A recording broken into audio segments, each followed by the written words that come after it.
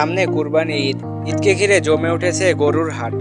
আমি এখন আছি রাজশাহী বানেশ্বর গরুহাটায়। আপনারা জানেন বানেশ্বরের গরুহাটে স্থানান্তরিত হয়ে এখন কলাহাটায় দিয়েছে। জানবো হাটের পরিস্থিতি সম্পর্কে। এখানে নতুন হাট দেওয়ার কারণে গরুর আমদানি খুবই কম, সেজন্য ক্রেতারও কোনো ভেন নেই। গরুর আমদানি কম, খরিদ্দারও কম। এখানে গরু হবে না সিটির হাট ছাড়া, মানুষের হাটে গরু নাই। হাটে দাম খুব বেশি, মানে গরুর দাম চাইছে বুঝে আসে না গরু। গরুর দাম কেমন যাচ্ছে এবং কিরম বিক্রি হচ্ছে গরু? এই হচ্ছে একরকম ভাই, কোনো রকম আছে, বাজার চলছে। আপনি তো জানেন যে এই হাটটা আগে বানেশ্বর ছিল, এখন কলাহাটায়।